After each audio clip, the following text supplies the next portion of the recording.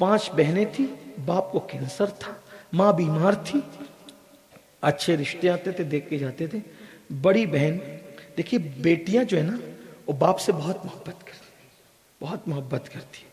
मैंने भी किताबों में पढ़ा था, बुजुर्गों से सुना था, और जब मैंने ये हदीस पढ़ी ना कि बेटियों का बाप और मैं मोहम्मद जन्नत में इतने करीब होंगे जैसे 2 उंगलियां करीब है, तो मैंने भी अल्लाह से दुआ की अल्लाह मुझे ही बेटी दे, और अल्लाह ने दिया भी। तो उसके बाद फिर मुझे एहसास हुआ कि मैं सोचता था कि जितना मोहब्बत बेटी करती है, जितना सोचता था उससे ज़्यादा बेटी करती है मोहब्बत, और बाप से बहुत मोहब्बत करती है बेटी। अल्लाह जिनसे बेटी दे उसको इसका एहसास भी दे। आका फरमाते हैं जिसने बेटी का दिल दुखाया उसने मुझ मोहम्मद का दिल दुखाया, रूही फिदा सल्लल्लाहु अलैहि वसल्लम। यहाँ तक फरमाया जब सफ़र से वापस जाया करो तो पहले बेटों से ना मिला करो, बल्कि पहले बेटी से मिला करो। और आका अलैहिस्सलाम खुद भी जब सफ़र से वापस लौटते थे किसी से नहीं मिलते थे, पहले सैयदा फातिमा तो ज़हरा के घर तशरीफ़ ले जाते। बहरहाल उनके घर रिश्ते आए और सब कुछ हुआ, लेकिन किसी ने किया नहीं। आपसे फिर कहता हूँ, ख़त्म कर दो रसूमात को, ख़त्म कर दो जिहालत को, और अपने मियार का मालदार रिश्ता ढूंढने की बजाय इतना सोच लो अगर मैं किसी गरीब को अपना लूँगा तो उसका ईमान बच जाएगा, उसका ईमान बच जाएगा तो हुजूर खुश हो जाएंगे। और हुजूर की खुशी से बड़ी हमारे लिए कोई दौलत नहीं हो सकती, कोई नेमत नहीं हो सकती। मैं इतना अल्लाह की कसम उठाकर कह रहा हूँ, जहेज चंद सालों में ख़त्म हो जाएगा, हुजूर को खुश कर दिया तो इतनी बरकत होगी कि क़यामत तक कभी ख़त्म नहीं हो सकती। हाँ सही कह रहे हैं, अल्लाह अकबर। तो उस बेटी ने जो 5 बहनों में एक बड़ी बहन थी, उसने सोचा 5 बहन की शादी भी करनी है, बाप का इलाज करना है, कैंसर, कोई चंदा नहीं देता, कोई मदद नहीं करता, कोई इमदाद नहीं करता। उसने प्लान किया कि बहनों की शादी हो जाएगी, वो खुश हो जाएगी, बाप के इलाज का भी इंतजाम हो जाएगा, लेकिन मुझे अपने आप को दांव पे लगाना पड़ेगा। वो सोचा अगर एक जान दांव पे लगती है और सारी बहनों की जिंदगी संवर जाती है तो सस्ता सौदा है। तो उसने फैसला ये किया कि आज से मैं अपना जिस्म बेचने का धंधा शुरू करूंगी। खूबसूरत तो थी, और उसने उस रात वो फैसला किया। एक बात याद रखना, हम मुर्दा नबी का कलमा नहीं पढ़ते, हम जिंदा नबी का पढ़ते, और जिंदा नबी का भी उस नबी का जो हमारी जान से ज्यादा करीब है। और इतना याद रखना, फारूक आजम फरमाते हैं जब तुम कोई गुनाह करते हो तो रसूलुल्लाह को रंजीदा करते हो कब्र में।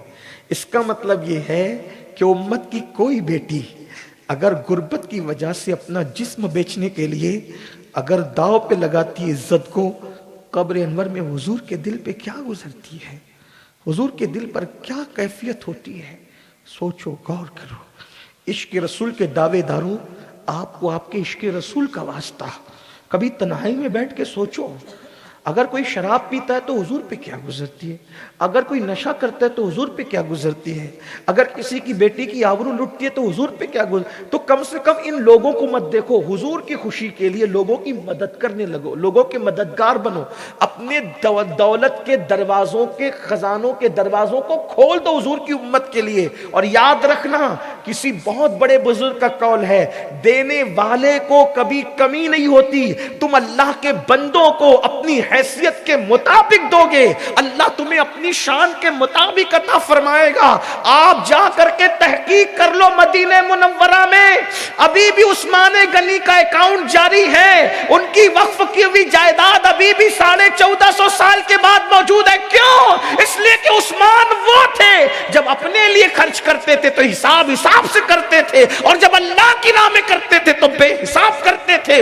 अल्लाह ने इतना दिया, उस्मान जमीन के अंदर चले गए, अभी भी उनका खजाना जमीन के ऊपर मौजूद है। मदीने मुनव्वरा में अभी भी उनका अकाउंट चल रहा है, जाकर के देखो, तहकीक करो, उनकी वक्फ की हुई जमीन पे बिल्डिंगें बन रही, हरम के लिए अभी भी वक्फ है, जाके देखो।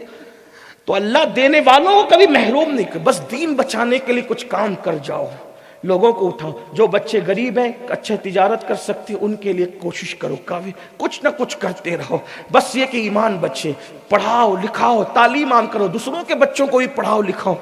तो उस लड़की ने क्या सोचा, आज से मैं जिस्म बेच दूंगी और बेचते रहूंगी, बहनों की शादी हो जाएगी। और फिर उसके यहाँ तो मेकअप को कुछ सामान भी नहीं था, मुंह धुला, और धुलने के बाद چادر ڈالی اور چادر ڈال کے چپکے سے بہنوں کو کہا بابا کو نہ بتانا، میں ابھی آتی ہوں۔ اور وہ گئی جہاں عورتیں جسم بیچتی تھی، وہاں جا کر اس بازار میں بیٹھ گئی۔ پوچھا جائے گا آپ سے بھی اور ہم لوگوں سے بھی۔ ہمیں تو یہی فکر کھائی رہتی ہے کہ ہم سے پوچھا جائے گا، کیونکہ ہم لوگ بھی کہیں نہ کہیں صرف درد بھری باتوں ہی میں مصروف ہیں۔ رونا رو رہے ہیں لیکن عملی طور پہ ہم بھی نہیں کچھ کر پا رہے اور آپ بھی نہیں کچھ کر رہے۔ ابھی جلسہ ختم ہوگا، آپ اپنے گھر جا کے سو جائیں گے، ہم اپنے گھر جا کے سو جائیں گے۔ یہی ہے۔ اقبال کا ایک شعر ہے، پتہ نہیں اقبال کا ہے یا نہیں، لیکن لوگوں کہتے ہیں کہ اقبال کے کہا، اقبال بڑا اپدیشک ہے، اقبال بڑا اپدیشک ہے، من باتوں میں موہ لیتا ہے، گفتار کا غازی بن تو گیا، کردار کا غازی بن نہ سکا۔ کچھ نہیں کر رہے ہیں، عمل کے میدان میں نہیں آتے۔ وہ لڑکی جا کر کے جسم فروش عورتوں میں جا کر بیٹھ گئی، پورے بازار میں سب سے خوبصورت وہ تھی، بڑی حسین و جمیل، خدا کی شان۔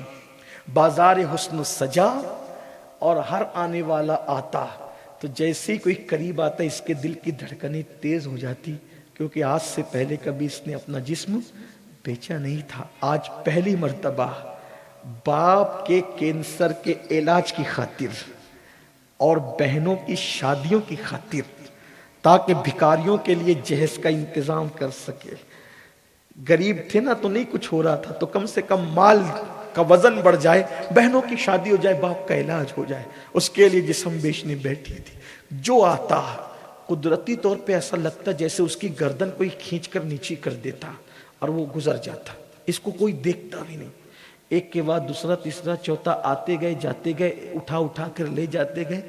شام سے لے کر آدھی رات تک جب کوئی اس کو نہ لے گیا اور بازار حسن ختم ہو گیا، کوئی لے کر کے نہیں گیا، سب ختم ہو گیا، لینے والے بھی چلے گئے، جانے والیاں بھی چلی گئی۔ یہ بظاہر ناکام مگر حقیقت میں کامیاب، پھوٹ پھوٹ کے روئی اپنے نصیبے پر۔ تھی تو کامیاب لیکن ظاہر میں ناکام ہو گئی، رو رہی تھی۔ جسم بیچنے آئی، حیا بیچنے آئی۔ غریب کے پاس سوائے حیا اور غیرت کے ہوتا کیا ہے؟ وہ ایک چیز تھی، وہ بھی بیچنے آئی مگر کسی نے خریدا نہیں۔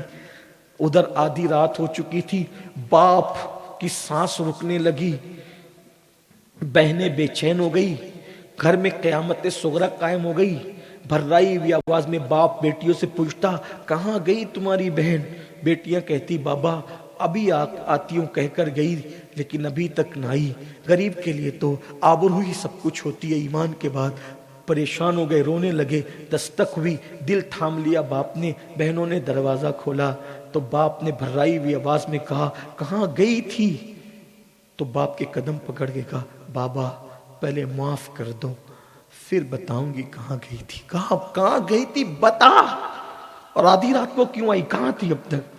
تو کہا بابا پہلے معاف کرو نا۔ کہا میں نے معاف کیا مگر بتا کہاں گئی تھی۔ بابا آپ کے کینسر کے لیے یہ کوئی مسلمان ہماری مدد نہیں کرتا، محلے والے مدد نہیں کرتے۔